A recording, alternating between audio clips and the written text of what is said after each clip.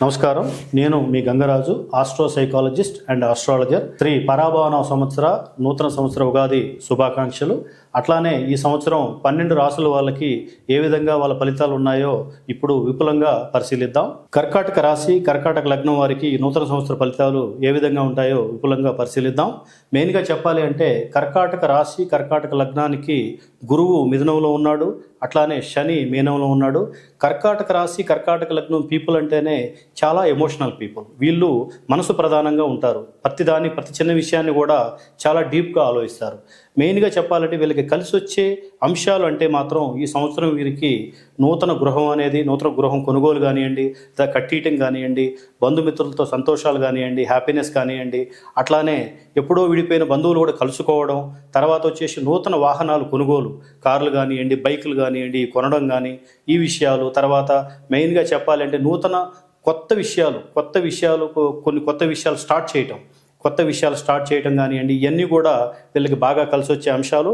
అట్లానే చూసుకుంటే వీళ్ళకి కొన్ని విషయాలలో ఇప్పుడు మెయిన్గా గురువు 6th హౌస్ చూస్తున్నాడు 7th లుక్తోని. గురువు 7th లుక్తో 6th హౌస్ని చూడటం వల్ల వీళ్ళకి ఎప్పుడో ఇచ్చిన అప్పులు తిరిగి రావడం కానివ్వండి, వాటిలలో డబ్బు పరంగా కానీ లేదా ఇబ్బందులు కాకుండా ఎటువంటి చికాకు లేకుండా అప్పు తిరిగి రావడం, వాళ్ళతోని ఇబ్బందులు లేకపోవడం. తర్వాత చూస్తే వీళ్ళకి మెయిన్గా ఇంకా కలిసి వచ్చే అంశాలంటే మాత్రం 8th హౌస్. సో గురువు తన 9th లుక్తోని 8th హౌస్ను చూస్తూ ఉన్నాడు.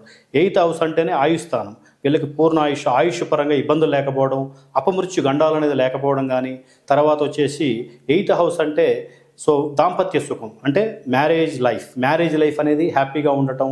తర్వాత పలుకుబడి, మంచి పేరు, మంచి నేమ్ అండ్ ఫేమ్ రావడం కానివ్వండి. తర్వాత ఆకస్మిక గండాలు లేకపోవడం, ఎందుకంటే 8th హౌస్ అంటేనే ఆకస్మికంగా గండాలు, ప్రమాదాలు సూచిస్తుంది. అక్కడ శుభంగా గురుడు 9th లుక్తోని గురువు చూస్తున్నాడు కాబట్టి ఆకస్మిక ప్రమాదాలు లేకపోవడం అనేది మనం మంచి విషయాలు గమనిస్తే ఈ విధంగా ఉంది.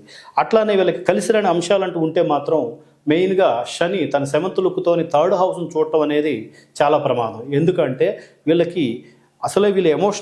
చాలా ఎమోషనల్ పీపుల్ అయినప్పటికీ వీళ్ళకి శని తన 7th లుక్తో 3rd హౌస్ను చూడటం వల్ల ఏది కూడా స్టార్ట్ చేద్దాం అనుకుంటారు కానీ ముందుకు పోనివ్వడు శని. ఎందుకంటే పోస్ట్పోన్మెంట్ చేయడం, తర్వాత చూద్దాం లేని బద్ధకం, తర్వాత వచ్చేసి చేస్తే ఏమైపోద్ది, ఫియర్ ఆఫ్ ఫెయిల్యూర్ అంటారు కదా, ఏమన్నా మనం ఫెయిల్ అయిపోతామా అని చెప్పేసి ఆరంభం చెయ్యకుండానే దాన్ని ఆపేస్తూ ఉంటారు. ఎందుకంటే ఇక్కడ మనకి 8th హౌస్లో మీరు స్టార్ట్ చేస్తేనే మీరు డెవలప్ అవ్వగలుగుతారు. కానీ ఇక్కడ శని అనేది 3rd లుక్లో చూస్తూ ఉన్నాడు, 7th లుక్తో 3rdని చూస్తూ ఉన్నాడు కాబట్టి ఇక్కడ ఇబ్బందులు క్రియేట్ చేసి అసలు స్టార్ట్ కానియకుండా చూస్తాడు. కాబట్టి మీరు ఎట్టి పరిస్థితులలో మీరు స్టార్ట్ చేస్తే మీరు సక్సెస్ సాధించగలుగుతారు. అట్లానే ఇక్కడ మీకంటే చిన్న వాళ్ళ వల్ల, తమ్ముళ్ళ వల్ల, చెల్లెళ్ళ వల్ల ఇబ్బందులు పడే అవకాశం చాలా ఎక్కువగా ఉంది. అట్లానే చెడు వార్తలు వినే అవకాశం ఉంది. తర్వాత దగ్గర ఇబ్బంది పెట్టే ప్రయాణాలు ఎక్కువగా రావడం కానివ్వండి, ఈ విధంగా ఇబ్బందులు పడే అవకాశం ఉంది.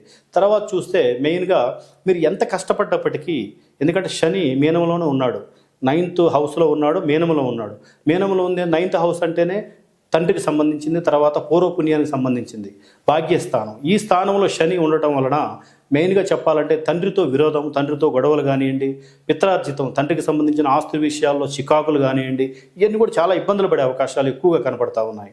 తర్వాత చెప్పాలి అంటే మనకి ఆకస్మికంగా డబ్బు విషయాలలో నష్టాలు రావడం. ఇప్పుడు బిజినెస్ చేస్తున్నాం అనుకోండి, బిజినెస్లో అనుకోకుండా నష్టం.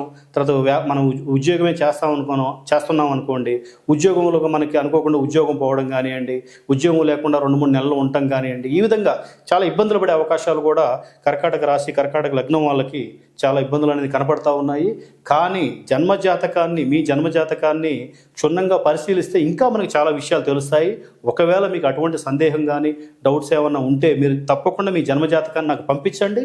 నేనే స్వయంగా క్షుణ్ణంగా పరిశీలించి దానికి ఎటువంటి పరిహారాలు ఉన్నా, ఎటువంటి పూజలు కానీ ఏదున్నా సరే తగిన సలహాలు, సూచనలు మీకు తప్పకుండా అందజేయగలను.